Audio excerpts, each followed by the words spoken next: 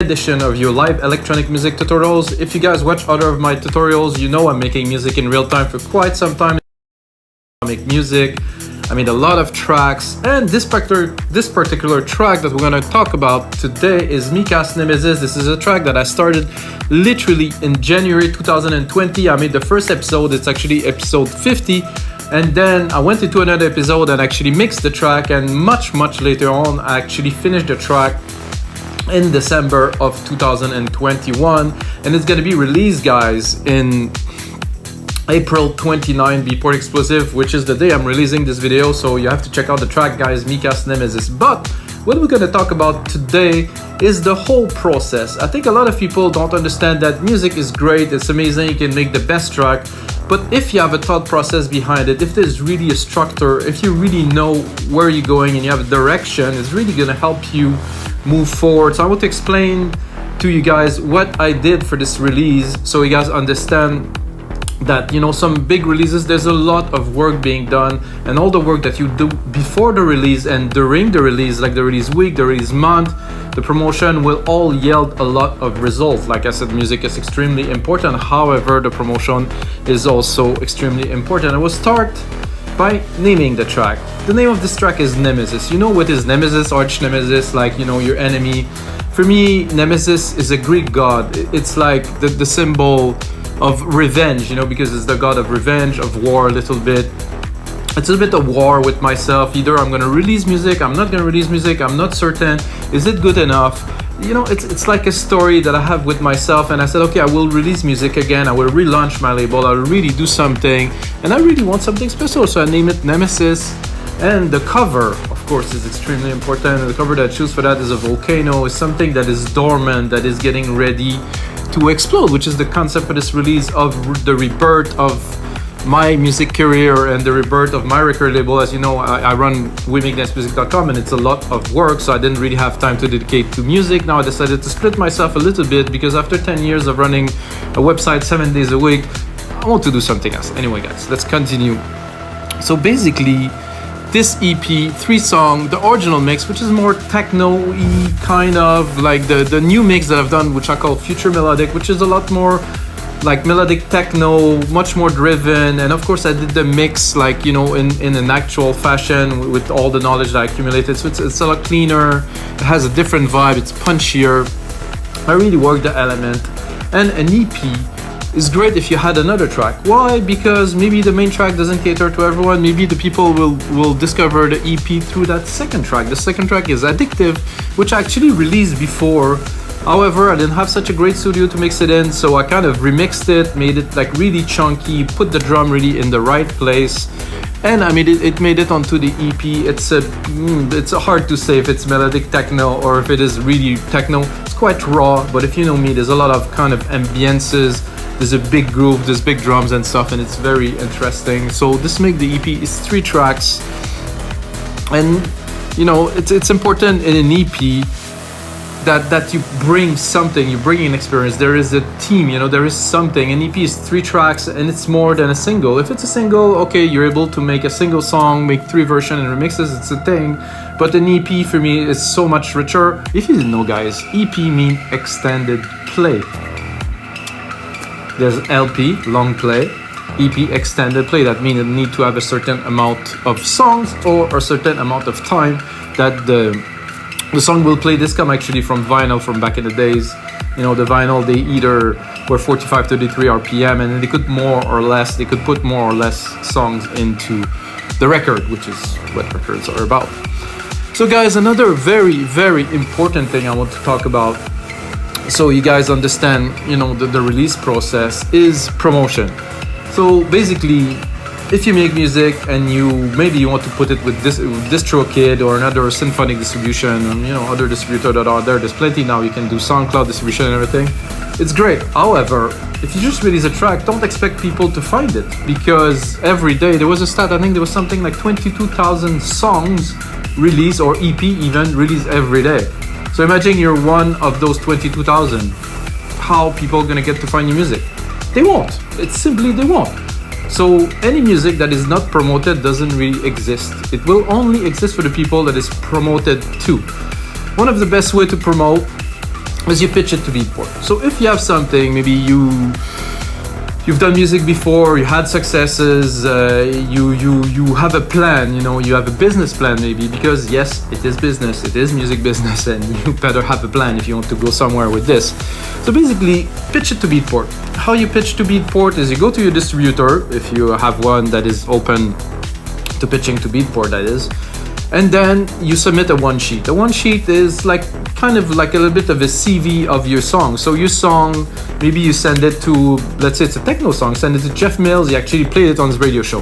Thumbs up, you have a good chance to get a feature. So you basically have to say what you will do with this release, so they will consider you. Do you have a budget for it? Are you gonna put ads for it? Did you send it to the best DJs in the world? You have track record of you as an artist doing something. So all of that accumulate with time, right? So if you, let's say my record label, Progressive Grooves Records, 10 years ago, we had massive success. All the biggest DJs in the world played our music. Why? Because we spent literally 4 years every day pitching to DJs, seeing who's gonna like this track, who could this work with, signing artists and stuff. And basically, eventually we got Tiesto to play 2 of the tracks, actually 3 of the tracks of our label on this radio show, played it live. Massive success because of that, Why? Because we pitched and we thought, would this work with Tiesto right now? Yes, okay, let's send it to him. Oh, would this work with Pete Tong? This is a bit of a difficult one to have access to those people. However, you need time, you need to be prove to them that you're worthy. So basically, people have to hear of you somewhere and it's like, oh, I heard of this guy. Oh yeah, I heard of this guy. Oh, maybe, this track, this label, this something. So you have to build a reputation. It's like anything in any businesses. If you want to sell, cars and you just start a new brand like Tesla, it'll take a long time. And eventually you will get there. Of course, I'm looking at my notes. So basically, the Beatport one sheet, you have to fill it with information relevant. If you have magazines, if you have features, if you have articles, if you have interviews, if you have radio shows, if you have support, you have to put it all in there to show to Beatport that you are really actively working on your release to promote it. And then they might give you a feature that's going to be even more valuable than any of other things that you did, because it's going to put eyes on your release. When people have eyes on your release, they're going to listen. If it works with them, they will buy it. If it doesn't work, they won't buy it. There's something in electronic music that is very particular. There's a genre thing, and then there's a taste thing. First the genre, let's say melodic techno, and then there's a taste. So some people like very melodic techno with vocals, some people like very airy melodic techno, band boomer, or maybe up-bat kind of thing that is not really at all the same as some really pounding track like maybe stereo production, things like that. So you don't know who's gonna work, but you have to pitch it to as many people as possible, so you find the people that like it, the people that would like it, hopefully will get to play it, cater to a huge audience. You can also pitch to Spotify. Pitching to Spotify is easy if you go on your Spotify profile. If you manage your profile, let's say as an artist, or you have a label that manages your profile for you, you go to Spotify artist and you pitch your release. A little bit the same as Beatport, saying that you have something. I actually did it for this release, Nemesis, and there's a very little, I think 1,000 characters. So I really had to shorten my pitch to say, I'm an active artist for like 20 years. I release music, I get support. I shrink it down, a bit of description of the track of what it is, so they get to listen to it. They probably listen to it. Maybe they're gonna find it interesting for their audience. It's exclusive to them and exclusive to Beatport at the same time. This is something I've been recommended by my distributor to do, to have exclusive for DJ to download and another exclusive for streaming. So Spotify do like this. They tend to give more features if you do something like that. This is very important. Do your pitch on Spotify. It's a great idea. I think you can pitch to other places. If you're distributed by SoundCloud, you can pitch to SoundCloud. But again, you have to have something to show for it. Like, here's my new track, listen to it, play it. No, this is not enough. Like I said, you have to have track record. You have to do something. It's like you're gonna come to the best DJ in the world. Like, check out my track. I actually have a story about this, guys. I was in Miami a while ago, and I ran after Pete Tong to give him my CD. I don't know if you like literally, I've seen him. I was like, oh, this is Pete Tong, man. I had my CDs because back then it was still CDs. I ran after him to drop him a CD, and I was super stoked. I'm like, yeah, I got my music to Pete Tong. I'm sure he doesn't remember, but eventually, it's gonna be a story I'm gonna be able to tell him. It's like, if you get to play my music, it's important.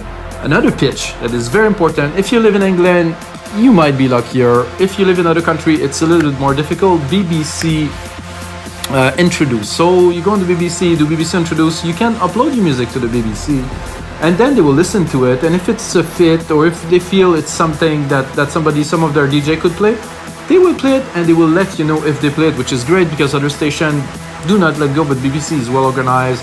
They do actually in England, dance music is a big thing. So if they play your music, they will let you know, so you can be, wow, somebody played my music on BBC. So BBC Introduce, guys, check it out, type it. This is another good way.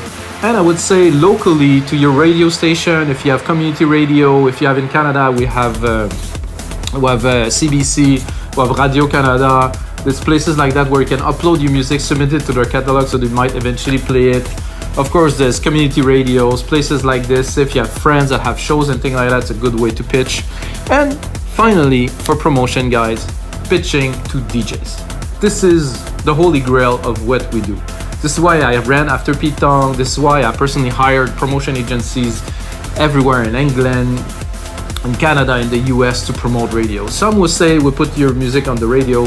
I wouldn't count on it, because most electronic music doesn't really get to play on radio. There's a lot of DJs that have shows that get broadcasted on radio, but this is not them that put the music on the radio, it's the DJs that play with them, so you have to get to the DJs. The DJs are just about anyone. A lot of those DJs are open. So a good example of this, I sent this release, Nemesis, which is techno, a bit more progressive, melodic. I sent it to Amelie Lenz, which played really hardcore techno, and she didn't like it, she unsubscribed. So I was like, okay, that's a bit of a loss, but I totally understand that this is not her thing. While I think it could work for her, the feel that she's looking is completely different, which is exactly what I talked about. You have the genre, and then you have the taste of that person. So when you send promo to DJs, you have to select them. Select your list, make sure you send it to people who likes this. I think this track would work well, let's say, for Miss Money.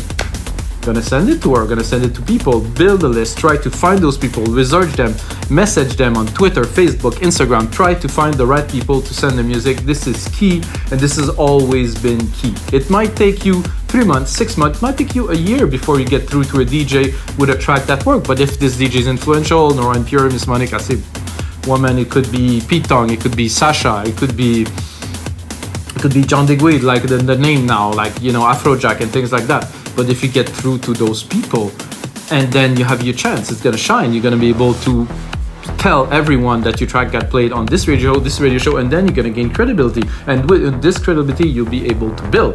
I know I talk a lot, guys. You can rewind, forward, but this is all extremely important. So another thing, again, about promotion, DJs, very important. This is the key to anyone's success. You guys know, if you want to succeed, you have to be kind of supported by people. David Guetta supported Afrojack to launch his career. It's a great example of that. So Tiesto supported Hardwell. You know, I actually interviewed Hardwell in one of my TV shows before, and you know, he toured with him. So Hardwell became extremely successful. They're both Dutch. There's some similarities. Definitely Hardwell had a great story. He started DJing very young, so it was very interesting, but then he had success because of that. How did he do this? I explained to you simply. Hardwell tweeted to Tiesto, I get that new track, and then Tiesto listened to it. Wow, this is a great track, man. Let's make a track together. Boom, exploded. This is how it happened. This is the beginning of something. I hope you guys enjoyed this, because I'm really laying it all on the line. This is key. So another important things about promotion, I am doing this for this release, Mikas Nemesis, you're gonna see it if you browse around on the internet, is paid promotion. Why paid promotion? Because the idea, like the guy at Magnetic Mag told me, you have to get eyeballs onto your release. Why? Because before somebody get to listen to your track, you might have to see it 2, 3, 4, 5, 6 times. I heard it here. Listen to this and that. Oh, this label. Oh, this guy. It's gonna take a long time. So before you get your name into somebody's head who could be interested in music potentially in the future, or you know, play and stuff, you need to do something. It's not gonna happen only once. So paid promotion is a good way. You can do some features. You can get into some blogs, get some interviews on the internet, whichever. That will really help you put your music in front of more eyeballs and put your name out there so people get to see it. The way they do it on SoundCloud is Premiere. So you have a lot of channels that are premiering some music which really give a lot of exposure. And again, if the people like what you do, they will go and get it. They will buy it on Beatport, they will steal it, whichever, but it will get eyeballs. And if you get to the right people, likely you will have success. But to be able to do so, you have to get as many people as possible to look at your release. That's it, guys. This is the secret to success. So there's another factor that is very important that is also representative of all the things that I just said, is chance, luck. So let's say you do a lot of work and there's 1,000 people that get to view your release. There is 20 that buy it on Beatport. Great.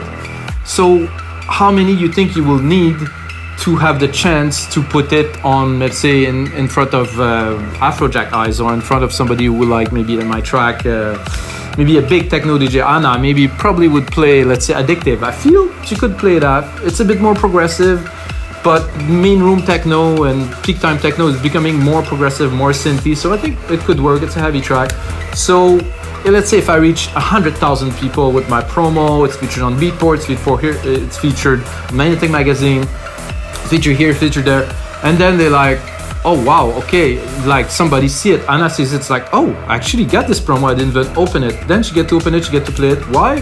Because she's seen it more than once. What is that related to? It's chance. It's really luck. Luck is a factor that is extremely important, but to be able to push luck, you have to be able to reach as many people as possible and to keep on pushing constantly. And let's say I really feel a DJ really would play my track, I will pitch it again. I have a track that I made that's going to be released soon. It's called The Fire. It's a big kind of electro progressive pop track. It's a blend of all of this. I pitched it to Tiesto a couple times, send it to his like personal assistant, send it to everybody.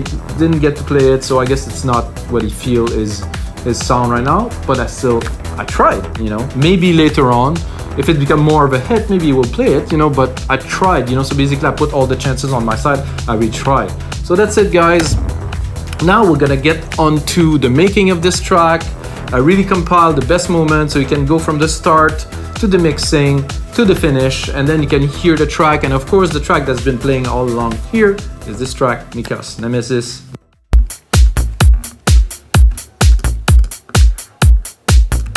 And then I can lay down the bass line. So I'm going to put it on the beat.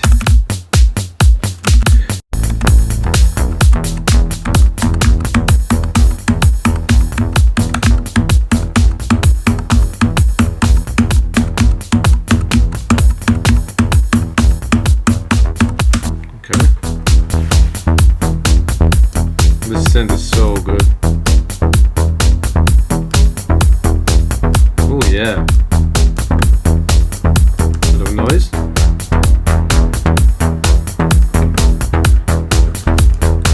So I'm gonna give ourselves a bit more space.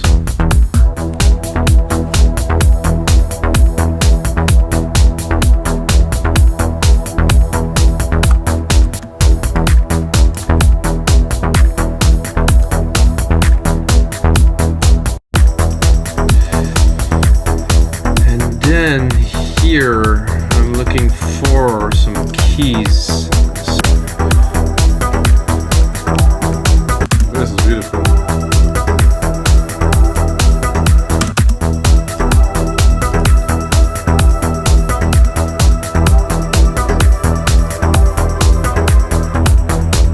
This is definitely gonna give some vibe. It's like a hard beat in the background.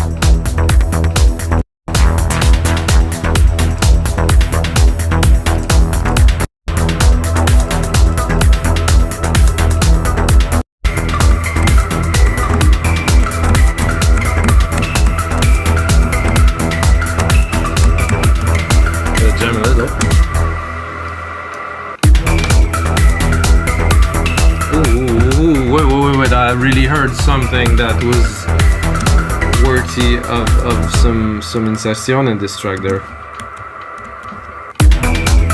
Oh yeah, right there, this.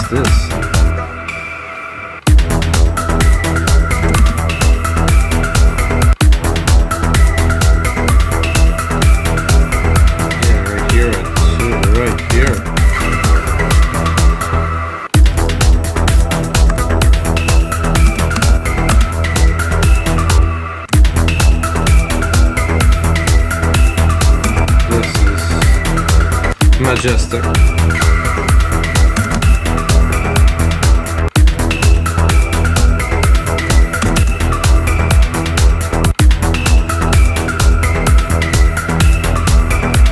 Can first make a sequence and then maybe improve on it. I don't know that, but we'll try.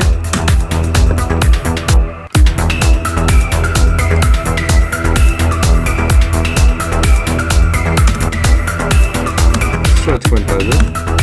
No quantizing.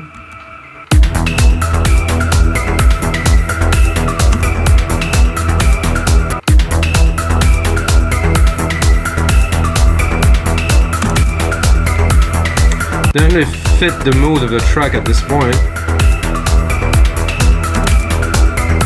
Save this baby again. Then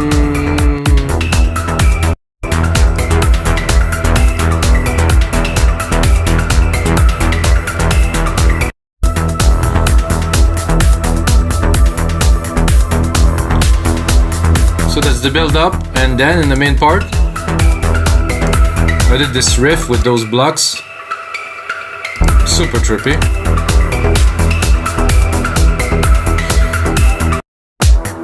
So you can see for the pad here, I just did an automation to get it to go up a little bit and to catch into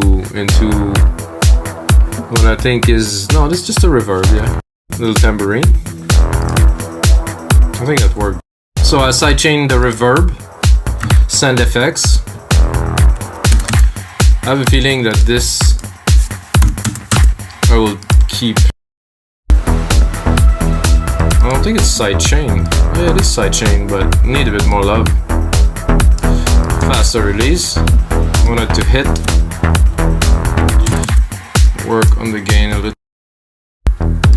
Now that we have a pretty good sidechain on it, I think it would go really quickly with another compressor, but something to fatten the sound, like an opto, maybe a vintage.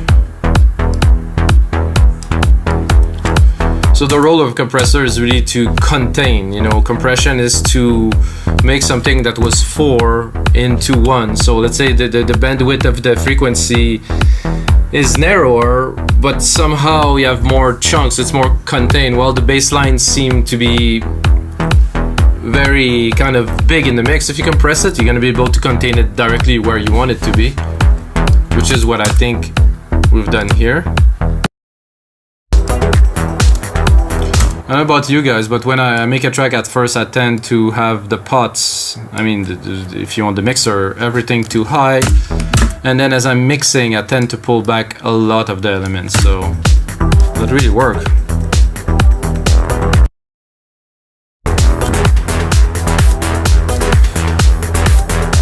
I would even be tempted to even put another one here. I like risers, you know, so let's pick another one that's even more funky or twirly. It's got some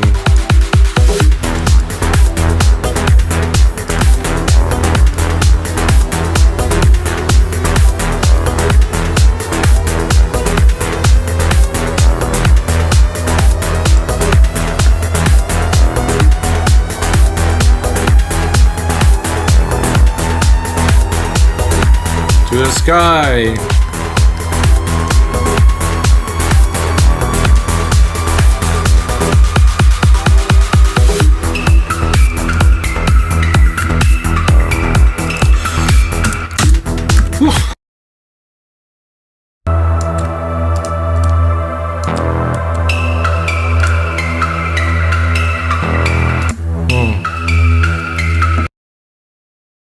Here we start very slow, build up here. I like those punchy kicks there.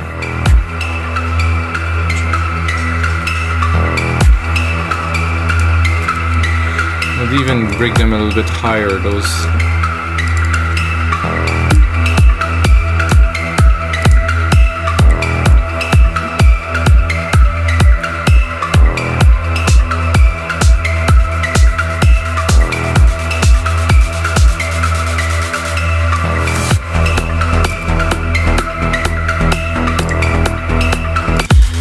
just open it to the max to see. I'm just testing.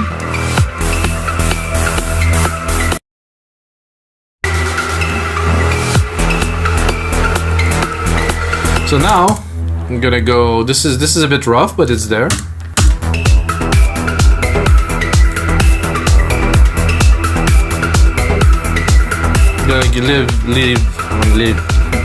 Gonna leave a bit of time for those blocks. Start cutting most of the elements. The end.